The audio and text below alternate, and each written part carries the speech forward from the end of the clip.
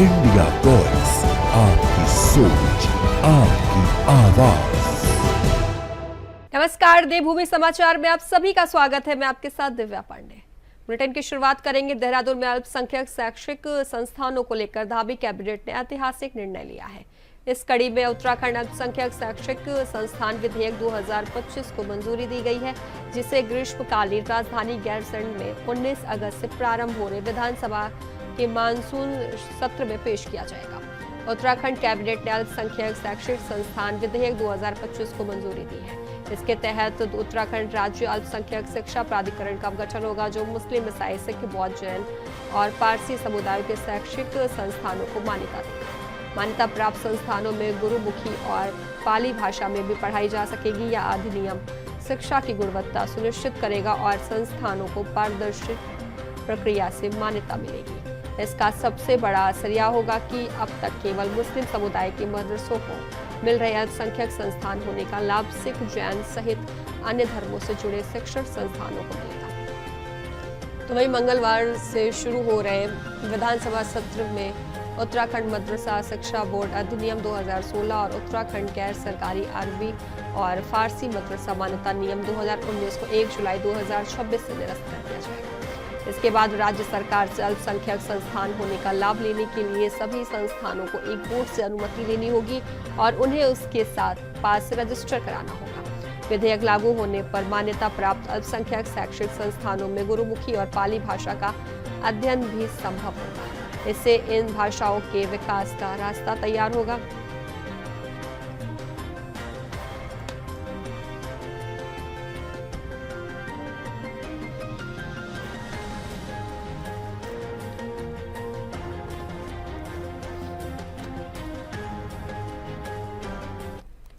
तो अगली खबर को रुख करेंगे। पूर्व सीएम हरीश रावत का कहना है कि सरकार नाम बदलने की राजनीति कर रही है, उसे अपनी सोच बदलनी चाहिए।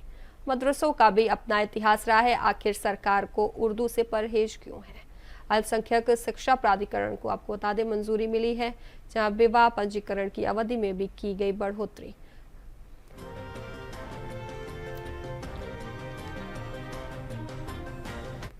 हम बदल करके कैसे काम चलाएंगे? आपकी सोच बदलो ना, समझ बदलो। ये भाजपा तो खूब मंडूक सोच के लोग हैं।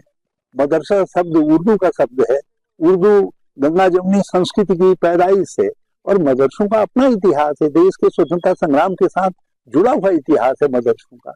आप एक एक एक एक समुदाय अपने अपने एक राज्य के कानून के तहत अपनी शिक्षा को आगे बढ़ाने में सहयोग देना चाह रहा है, तो आप उसे इनकार क्यों? आपको क्यों परहेज है? आपको उर्दू शब्द से क्यों परहेज? सर, क्या आप मानते हैं कि मदरसे को खत्म करने जा रही है सरकार? इनका इरादा तो यही है, लेकिन ये कर नहीं पाएंगे। तो वही खबर नैनीताल से है, जहां जिला पंचायत अध्यक्ष और उपाध्यक्ष पद के निर्वाचन को लेकर आज उत्तराखंड हाईकोर्ट में दोपहर 12 बजे मुख्य न्यायाधीश की खंडपीठ में सुनवाई होगी। 14 अगस्त को हुए मतदान को लेकर हाई वोल्टेज ड्रामा सामने आया था, जब कांग्रेस प्रत्याशी और हल्द्वानी विधायक सुमित इदेश सहित अन्य कांग्रेस नेताओं ने 5 कांग्रेस समर्थित जिला पंचायत सदस्यों के अपहरण का आरोप लगाते हुए हाईकोर्ट का रुख किया था। वहीं हाईकोर्ट ने पुलिस और प्रशासन को कथित अपहत सदस्यों को खोजकर मतदान कराने और उपस्थित सदस्यों को सुरक्षा प्रदान करने के निर्देश दिए थे। मतदान के बाद परिणाम का रिजर्व रखा गया था। तो आपको बता दें, आज हाईकोर्ट के समक्ष उक्त रिजर्व परिणाम को प्रस्तुत किया जाएगा।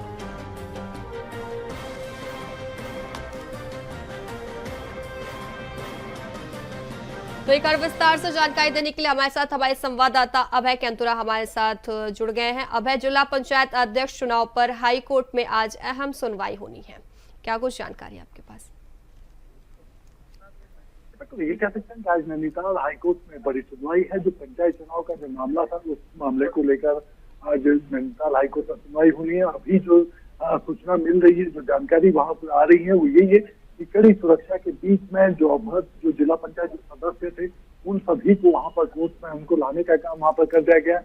जो 14 अगस्त को ये कह सकते हैं कि पंचायत चुनाव के लिए जो अध्यक्ष उपाध्यक्ष पद के लिए जो मतदान वहां पर हुआ था, उस मतदान का जो रिजल्ट है, उस रिजल्ट को आज हाईकोर्ट के सामने खुलने का वहां पर किया जाएगा। और ये कह सकते हैं कि जो अभी तक का जो सियासी घटनाक्रम घटा है, जिसको लेकर बीजेपी और कांग्रेस दोनों ही आमने सामने यहाँ पर आए, उनकी तरफ से लगातार आरोप प्रत्यारोप यहाँ पर किए जाते हैं। कांग्रेस इस मामले को लेकर सीधे तौर पर कानूनी लड़ाई लड़ने का काम वहां पर कर रही थी। अब ये कह रही थी कि जो लोकतंत्र की व्यवस्था है, उन व्यवस्थाओं को ध्वस्त करने का काम बीजेपी की तरफ से वहां पर किया जा रहा है।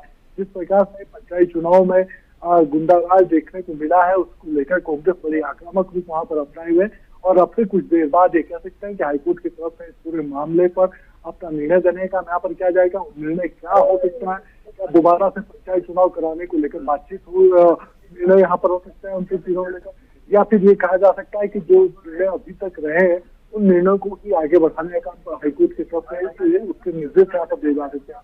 तो ये सब स्थितियां कुछ देर में यहाँ पर साफ हो पाएंगी। ये कह सकते हैं कि जो जिनके अपहरण की सूचना यहाँ पर कांग्रेस की तरफ से दी गई थी, चारों जिला पंचायत के जो सदस्य थे वो कड़ी सुरक्षा के बीच में वहां पर आ चुके हैं।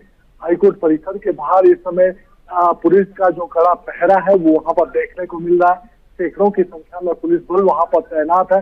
और ये कह सकते हैं कि जो इसका निर्णय है, ये निर्णय बहुत कुछ चीजों पर उत्तराखंड की राजनीति को भी निर्भर करने वाला कहा जा सकता है। इसीलिए सबकी निगाहें उस निर्णय पर टिकी हुई है। जी बिल्कुल। अब हाई वोल्टेज ड्रामा के बाद परिणाम नहीं घोषित किया गया था, रिजर्व कर दिया गया था, आज उसके नतीजे पेश किए जाएंगे। बिल्कुल है, ये कह सकते हैं कि जो चीजें वहां पर उस दिन 14 अगस्त को जो घटनाक्रम पूरा वहां पर घटा था, जिसको लेकर ये कह सकते हैं कि कांग्रेस के जो सदस्य थे उन्होंने पूरी तरीके से सत्ताधारी दल पर गुंडाराज अपनाने का आरोप वहां पर लगाया था।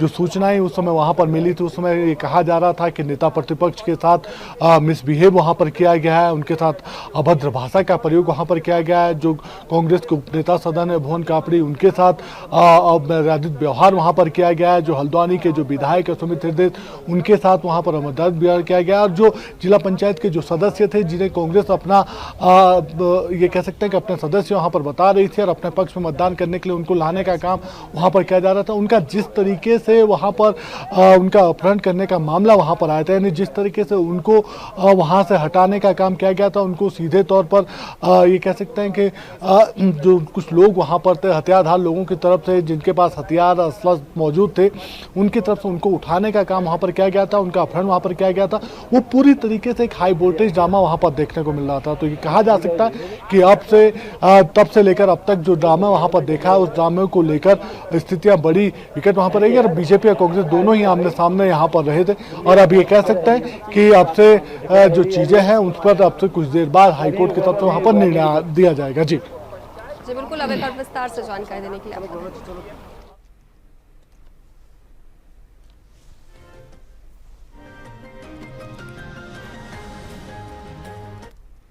तो अगली खबर की रुख करेंगे। 19 अगस्त से उत्तराखंड विधानसभा का मानसून सत्र शुरू होने जा रहा है। बता दें सत्र को लेकर क्या कुछ तैयारी है और कितने सवाल विधायकों के द्वारा लगाए गए हैं। कई मुद्दों को लेकर विधानसभा अध्यक्ष ऋतु खंडूरी से हमारे संवाददाता अभय कैंतुरा ने खास बातचीत की है, वो भी आप सुनिए। हमेशा ही उत्तराखंड वासियों के लिए जनभावनाओं केंद्र रहा है। आज भराड़ीसैंण में है, भराड़ीसैंण में मानसून सत्र होने जा रहा है। हमारे साथ बातचीत करने के लिए उत्तराखंड विधानसभा अध्यक्ष ऋतु भूषण खंडूरी जी, उनसे बातचीत करेंगे। मैम, किस तरह की तैयारी इस बार सत्र को लेकर है, क्योंकि बहुत सारी चीज़ें इस बार राज्य के कह सकते हैं मानसून सत्र को लेकर उम्मीदें लोगों की बहुत सारी यहाँ पर लगी हुई है। देखिए, पूरी तरह से हम लोग तैयार हैं। विधानसभा सचिवालय ने पिछले 1-1.5 महीने से हम लोग लगे हैं और पूरी तरह से तैयारी कर रहे हैं। और चाहे सदन के अंदर हो, नेवा हम हो गए हैं, डिजिटल हो गए हैं, साथ ही साथ साउंड को ठीक करने का एक अच्छा प्रयास रुड़की IIT के साथ मिलकर हम सभी ने किया है। उसके अलावा रहने के लिए शौचालय, खान पान की भी प्रयास किया है कि थोड़ा सा सुविधाएं और बेहतर हों, ताकि हमारा जो सदन है जिसके लिए हम लोग यहाँ आए हैं, जन भावनाओं, जन समस्याओं को लेकर जो पूरा सदस्य यहाँ पहुँचे हैं, उसका जो कार्य हो हमारे सदन के अंदर वो सुचारू रूप से हो सके। मैम, एक चीज़ बड़ी देखने को आती है, अक्सर ये कह सकते हैं कि विपक्ष वालों उन चीज़ों को उठाते नजर आते हैं कि सदन के भीतर कार्रवाई के दौरान मंत्री अधूरा होमवर्क करके आते हैं। आपने भी पीठ से कई बार निर्देश इस बार दिए, इस बार कुछ अलग सा देखने को मिला मैम? क्योंकि आपका सख्त रवैया एक सीधे तौर पर मंत्रियों के लिए भी, सभी सदस्यों के लिए भी प्रेरणा होता है। आई एम होपफुल, मैं होपफुल हूँ, क्योंकि हम चाहते हैं कि आश्वस्त हों, हमारे जो सदस्य हैं वो आश्वस्त हों कि जो जवाब उन्हें मिला है सरकार के माध्यम से वो जनता के हित का मिला है। जो उन्होंने सवाल किया था उसका सही सही जवाब मिला है। तो मेरा तो निवेदन रहता ही है मंत्रियों से कि आप पूरी तरह से तैयार होकर आएँ ताकि हम अपने सदस्यों को आश्वस्त कर सकें और उनके माध्यम से उनके क्षेत्र के लोगों को आश्वस्त कर सकें। मैम एक आखिरी सवाल, सबसे चीज़ें बड़ी यहाँ पर देखने को मिलती है, कई बार लोग इस बार भी सत्र के आयोजन से पहले चीज़ें आती कि फिर वापस देहरादून में सत्र हो सकता है, पहाड़ पे लोग जाना नहीं चाहते, या कुछ ऐसी शिकायतें या कुछ आवेदन में मांग विधायकों ने कुछ करी थी? नहीं, मेरे पास ऐसी कोई मांग नहीं आई और हम तो बिल्कुल तैयार थे। गवर्नर साहब की जैसे ही हमें आदेश हुए हम पूरी तरह से तैयार भराड़ीसैंण के लिए आने के लिए थे। और आप देख रहे होंगे कि चाहे वो प्रशासन के द्वारा बैरिकेडिंग हो, सड़कें हो, बिजली हो, पानी की व्यवस्था हो, सब व्यवस्था हम लोगों ने की थी और हमारा पूरी मंशा भराड़ीसैंण में ये सत्र करने की थी। कितने प्रश्न अब तक आ चुके हैं? 547 प्रश्न आए, 32 हमारे विधायकों ने सवाल किए हैं। विधेयक भी आए हैं लेकिन अब मुझे कार्य मंत्रणा में ही डिटेल उनके बारे में पता चलेगा। विधानसभा अध्यक्ष ने साफ तौर पर कहा है कि सत्र की पूरी तैयारी हो चुकी है, जो जनता की उम्मीद है उन उम्मीदों पर खरा उतरने का काम यहाँ पर होगा। विधायकों से भी यही अपेक्षा है कि जो उनके प्रश्न होंगे सत्ता पक्ष की तरफ से उनके जवाब यहाँ पर आएंगे। कैमरामैन हसनुल साथ अभय कैंतुरा, इंडिया वाइस, देहरादून। तो खबरों में आगे बढ़ेंगे। उत्तराखंड विधानसभा का मानसून सत्र 19 से 22 अगस्त तक गैरसैंण में प्रस्तावित है, लेकिन इससे पहले कांग्रेस के वरिष्ठ नेता और पूर्व कैबिनेट मंत्री हरक सिंह रावत ने बड़ा बयान देते हुए सत्र को जनता के साथ धोखा करार दिया है। हरक सिंह रावत ने कहा है कि जब वो सच बोलते हैं तो कई लोगों को दिक्कत होती है। ऐसे में सत्र सिर्फ दिखावा है, जहां पक्ष और विपक्ष 3 दिन में औपचारिकता पूरी कर लेते हैं और फिर हेलीकॉप्टर का इंतजार करते हैं कि कब लौटना है।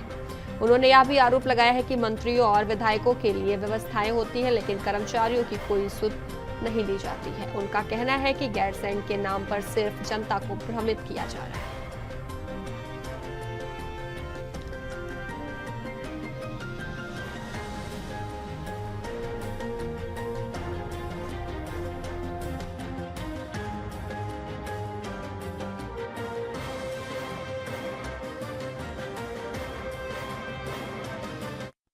चीज में मतलब कई बार जब मैं सच बोलता हूं तो लोगों को तकलीफ होती है, ये मजाक होता है।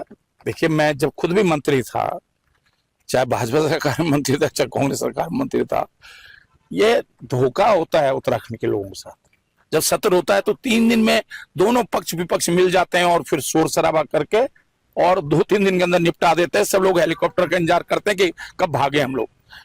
तो ये जो अच्छा, दूसरी चीज क्या है कि मंत्रियों के लिए तो व्यवस्था हो गई, विधायकों के लिए भी व्यवस्था हो गई, लेकिन जो स्टाफ होता है, ड्राइवर है, स्टाफ है, उसके लिए कोई व्यवस्था नहीं होती है। वो लोग गाड़ियों में सोते हैं, उनके खाने की व्यवस्था नहीं होती है। और इसलिए मैं सोचता हूँ ये जो गैरसैंण के नाम पर सिर्फ धोखा दिया जा रहा है। तो अगली खबर की रुख करेंगे। रामनगर के कोसी बैराज के पास लट्ठा महादेव क्षेत्र में सोमवार को मछली पकड़ते समय 25 वर्षीय मदन कश्यप नदी के तेज बहाव में बह गया। साथी युवकों ने बचाने की कोशिश की लेकिन असफल रहे। सूचना पर पुलिस, एसडीआरएफ और फायर सर्विस की टीमों ने संयुक्त सर्च ऑपरेशन चलाया और घंटों की मशक्कत के बाद शव हनुमान धाम के पीछे कोसी नदी से बरामद किया गया। हादसे के बाद परिवार में कोहराम मच गया और पूरे बम्बा घेर क्षेत्र में शोक की लहर दौड़ गई। वहीं कोतवाली के एसएसआई मनोज नयाल ने बताया कि युवक पैर फिसलने के कारण बहा और शव पोस्टमार्टम के लिए भेज दिया गया है। यह हादसा एक बार फिर कोसी नदी के खतरनाक बहाव और लोगों की लापरवाही की ओर इशारा करता है, जहां प्रशासन की चेतावनियों के बावजूद ऐसे मामले लगातार सामने आ रहे हैं।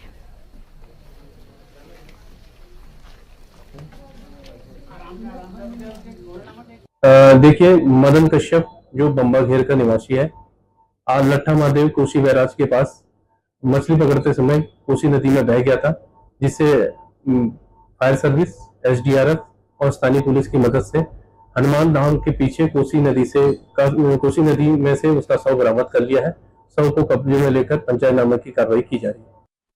तो अगली खबर की रुख करेंगे। उत्तराखंड में पंचायत चुनाव के नतीजों के बाद बीजेपी और कांग्रेस आमने सामने है। ब्लॉक प्रमुख और जिला पंचायत अध्यक्ष पदों पर बीजेपी की बढ़त को लेकर कांग्रेस ने आरोप लगाया है कि बीजेपी धन बल और घपलेबाजी के जरिए सत्ता पर कब्जा कर रही है। कांग्रेस नेताओं का कहना है कि जनता ने बीजेपी को नकारा था, लेकिन फिर भी वो पैसे के दम पर जनादेश को बदलने की कोशिश कर रही है। वहीं बीजेपी ने इस आरोपों को सिरे से खारिज करते हुए पलटवार किया है। प्रदेश मीडिया प्रभारी मनवीर सिंह चौहान ने कहा है कि पंचायत चुनाव में बीजेपी को जनता का आशीर्वाद मिला है और यह जीत जनता के समर्थन में संभव हुई है। उन्होंने कहा है कि कांग्रेस की स्थिति यह है कि उनके पास प्रस्तावक तक नहीं मिले, जिससे साफ है कि जनता ने उन्हें पूरी तरह नकार दिया है। जनता पार्टी जनता पर भरोसा करती है और उत्तराखंड की जनता ने भारतीय जनता पार्टी को अभी संपन्न हुए पंचायत चुनाव में प्रचंड जीत दी है।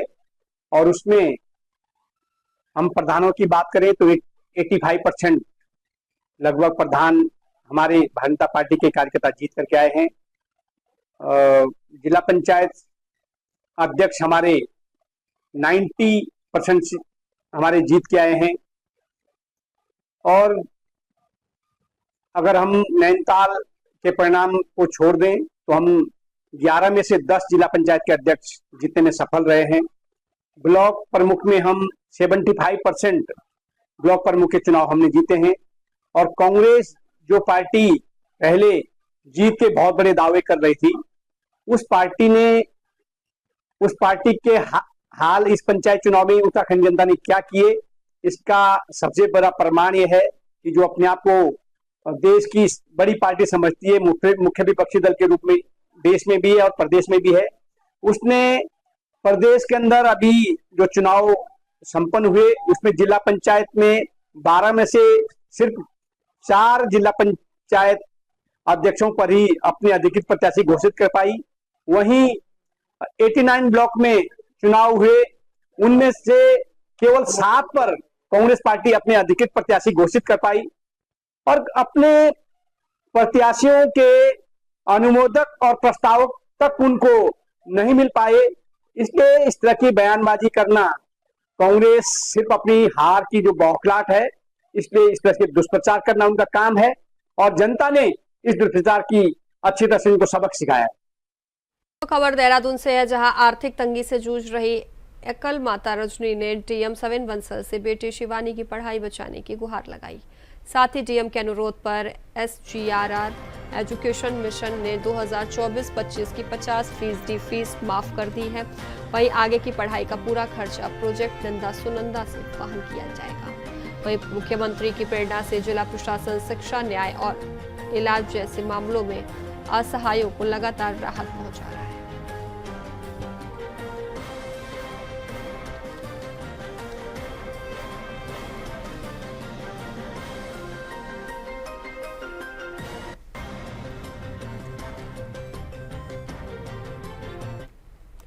तो अगली खबर की ओर रुख करेंगे। खबर राजधानी देहरादून से है, जहां कालसी में विधिक सेवा प्राधिकरण का मेगा शिविर का आयोजन किया गया।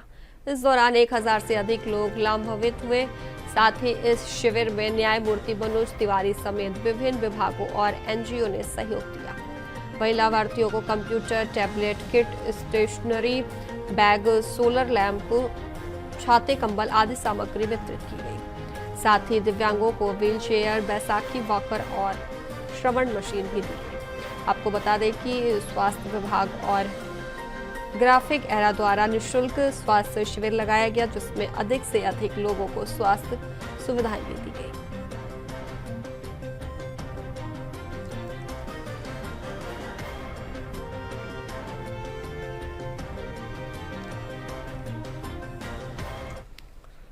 तो अगली खबर की रुख करेंगे। खबर देहरादून से है, जहां इन दिनों भारी बारिश से पर्वतीय क्षेत्रों में आपदाएं लगातार बढ़ रही हैं। उत्तरकाशी के धराली में आई आपदा में कई लोगों की मौत हुई और व्यापारियों को भारी नुकसान भी उठाना पड़ा। कांग्रेस ने इसको लेकर बीजेपी सरकार पर निशाना साधा है। कांग्रेस का आरोप है कि सरकार ने पहले से कोई तैयारी नहीं की, जिसकी वजह से जान माल का इतना नुकसान हुआ है। कांग्रेस ने कहा है कि यह मुद्दा विधानसभा के मानसून सत्र में जोर शोर से उठाया जाएगा। तो वहीं आपको बता दें, कांग्रेस के आरोपों पर पलटवार करते हुए बीजेपी प्रदेश महामंत्री आदित्य कोठारी ने कहा है कि यह प्राकृतिक आपदा है। केंद्र और राज्य सरकार युद्ध स्तर पर राहत बचाव कार्य में जुटी है। उन्होंने कहा कि इस बार राज्य में सामान्य से अधिक वर्षा हुई है, जिससे नुकसान ज्यादा हुआ है। हमारा जो उत्तराखंड है, यहाँ के जो पर्वतीय क्षेत्र हैं, ये कमज़ोर पहाड़ हैं और इस साल विगत वर्षों की भांति ज़्यादा विगत वर्षों से अधिक बारिश जो है इस वर्ष हो रही है। कई वर्षों के रिकॉर्ड वर्षा ने तोड़े हैं, तो इसके आधार पर कई जगह लैंडस्लाइडिंग हो रही है। नदियों का जल स्तर बहुत बढ़ गया है। जो छोटे छोटे गाढ़ गदेरे थे वो भी बड़ा भयानक रूप इस समय लिए हुए हैं और इसके कारण पिथौरागढ़ हो, अल्मोड़ा, चमोली, रुद्रप्रयाग, टिहरी, उत्तरकाशी, देहरादून सभी जगह लगभग जो है दैवीय आपदाएं आ रही हैं और इस दैवीय आपदाओं को न्यून से न्यून हो सके, इससे नुकसान कम से कम नुकसान हो सके, इसके लिए राज्य सरकार लगातार मुस्तैद है। हमारी एसडीआरएफ जगह जगह प्रत्येक जिले में जो है तैनात है और जो जिले का प्रशासन है, जिला स्तर पर जो हमारी फोर्स है, इसके साथ साथ में केंद्र की एनडीआरएफ भी इसके लिए हमारी मदद के लिए लगातार यहाँ पर तैनात है। तो इसके लिए दैवीय आपदा को हम जो है रोक तो नहीं सकते, वो तो ईश्वरीय वो है, लेकिन जो आपदा के कारण जो नुकसान होता है उस नुकसान को कम करने के लिए, आपदा को न्यून करने के प्रयास राज्य सरकार के द्वारा लगातार किए जा रहे हैं। हमारा जो आपदा कंट्रोल रूम है वो 24 घंटे सक्रिय है। जहां मदद की आवश्यकता वहाँ तत्काल मदद पहुंच रही है। हमारा प्रशासन पूरी तरह से जो है तैयार है। तो मुझे लगता है कि सरकार इसमें पूरी तरह से गंभीर है। कांग्रेस का जो ये आरोप है कि पूरी पहले तैयारी नहीं थी, बिल्कुल ये निराधार है, क्योंकि सभी जिलाधिकारियों को राज्य सरकार ने पर्याप्त फंड भी दिया है, सारी व्यवस्थाएं भी की हैं। जहाँ सड़कें टूट रही हैं, प्रत्येक सड़क पर एक एक दो दो जेसीबी जो है पहले से तैनात है। सड़क टूट रही, तुरंत स्लिप को, मलबे को साफ करने का काम किया जा रहा है और आवागमन को सुचारू करने के प्रयत्न राज्य सरकार के द्वारा हमारे जो पीडब्ल्यूडी विभाग है, बीआरओ को भी मदद करने का काम किया जा रहा है। तो इसलिए मुझे लगता है कि राज्य सरकार की तरफ से किसी प्रकार की कोई लापरवाही, कोई कोताही नहीं बरती जा रही। तो वहीं बंगलौर से कांग्रेस के कद्दावर विधायक काजी निजामुद्दीन ने इंट्रो वॉइस से खास बातचीत में कहा है कि 2027 विधानसभा चुनाव में जनता कांग्रेस के साथ खड़ी होगी। उन्होंने कहा है कि उत्तराखंड की जनता अब कांग्रेस पर भरोसा जता रही है। कांग्रेस लगातार धरातल पर काम कर रही है, जिसका जीता जागता उदाहरण हाल ही में हुए जिला पंचायत चुनाव है। कांग्रेस हमेशा से बिजली, पानी, आवास जैसी आम जनता की मूलभूत समस्याओं पर आवाज उठाती रही है। कांग्रेस लगातार पंचायत चुनाव के बाद एक्शन मोड में है और अपने कार्यकर्ताओं के साथ लगातार बैठकें कर रही है। कांग्रेस पार्टी के कद्दावर नेता कहे जाते हैं काजी निजामुद्दीन साहब हमारे साथ मौजूद हैं। काजी जी, किस तरीके से देखते हैं आपके पास देश भर में कई जगहों पे आपके पास प्रभार रहे हैं, उत्तराखंड की अगर हम बात करें 2027 का चुनाव नजदीक है, कांग्रेस किस मोड में है? कांग्रेस लगातार जनता के संपर्क में है, जनता के बीच में है और जनता इस वक्त भारतीय जनता पार्टी की सरकार से त्रस्त है। और आपने देख भी लिया होगा जो अभी पंचायत चुनाव है, इसमें ये भारतीय जनता पार्टी के विरुद्ध जनता ने जनादेश दिया। नगर पालिका के चुनाव में भी जनता ने भारतीय जनता पार्टी के खिलाफ जनादेश दिया और अब लगातार जो माहौल बन रहा है वो सरकार के विरोध में बन रहा है और कांग्रेस के पक्ष में इस उत्तराखंड की सरकार, आने वाले वक्त की सरकार कांग्रेस की सरकार बनेगी। कांग्रेस ने जिस तरीके से चक्राता में एक बार अपना परचम लहराया, किस तरीके से देखते हैं? क्योंकि जिस तरीके से कांग्रेस ने यहाँ पर वर्क किया है और अगर हम अब आने वाले समय में जो आपके क्षेत्र में पंचायत का जो चुनाव होगा वो किस मोड में होगा, क्योंकि वहाँ के जो सियासी समीकरण है वो बहुत उलट रहते हैं और आप हमेशा मुखर रहते हैं भाजपा को लेकर, किस तरीके से देखते हैं? अभी हरिद्वार में तो विधानसभा के चुनाव के बाद पंचायत का चुनाव होगा, वहाँ अभी कोई चुनाव नहीं है। लेकिन ये तो भारतीय जनता पार्टी की सरकार ने सभी चुनाव आयोगों को बिल्कुल अपने कंट्रोल में कर रखा है और जितने भी चुनाव हो रहे हैं वो सारे ऐसे हो रहे हैं जिसमें सरकार की ओर से पूरी दखलंदाजी है और चुनाव आयोग किसी भी प्रकार से निष्पक्षता नहीं दिखाता और ना निष्पक्ष चुनाव हो रहे हैं।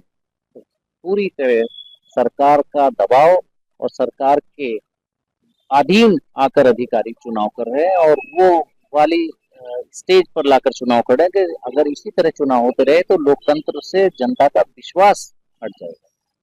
काजी जी, आपके यहाँ उपचुनाव हुए थे, उपचुनाव में पार्टी ने और आपने भी पूरा दमखम पूरा वहां पर लगाया था, क्षेत्र में जाने का, प्रत्येक गांव में आपने जनसंपर्क किया। किस तरीके से देखते हैं, प्रताप सिंह बघाना वहां से चुनाव लड़ रहे थे, 2027 में विधानसभा का चुनाव है, इस बार के जो सियासी समीकरण रहेंगे वो किस तरीके के रहेंगे? क्या इस बार भी काजी का पलड़ा भारी रहने वाला है? मैं अपने विषय में कोई बात नहीं कर रहा हूँ, लेकिन मैं कह रहा हूँ कि पूरे प्रदेश में भारतीय जनता पार्टी की उल्टी गिनती शुरू हो चुकी है और पूरे प्रदेश में इस समय जनता कांग्रेस के पक्ष में मतदान कर रही है। 2 बार नगरीय चुनाव हो या ग्रामीण चुनाव हो, दोनों में जो रिजल्ट आया है वो कांग्रेस के पक्ष में आया है और भारतीय जनता पार्टी के विरोध में आया है। अब रहा सवाल आइंदा आने वाले चुनाव का, तो लगातार भारतीय जनता पार्टी से के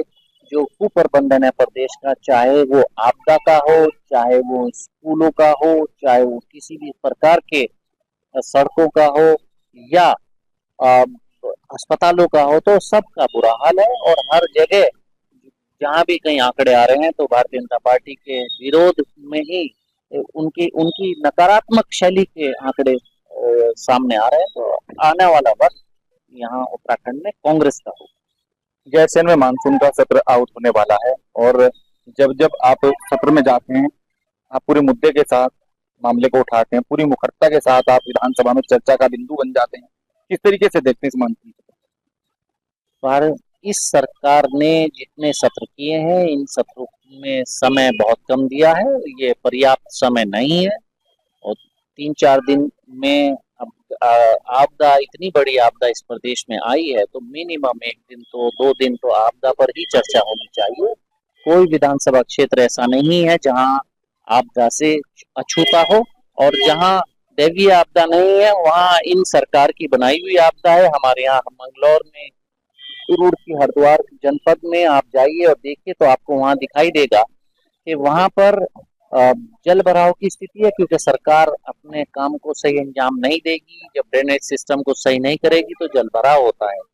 बेरोजगारी चरम पर है और लगातार आप कानून व्यवस्था की स्थिति बहुत अच्छी नहीं है। तो ये सारे विषय हैं। तो सरकार ने सदन का समय बहुत कम रखा है, बजट में भी बहुत कम रखा था। राज्यपाल का अभिभाषण और बजट को कल क्लब कर दिया था। तो सरकार चर्चा से, सवालों से बचने के लिए लगातार भागती है। तो मैं नहीं समझता कि पर्याप्त समय, लेकिन इसी समय में कांग्रेस पार्टी अपनी बात को मजबूती के साथ, बड़ी प्रखर होकर, सशक्त तरीके से हम लोग अपनी बात करें। धन्यवाद।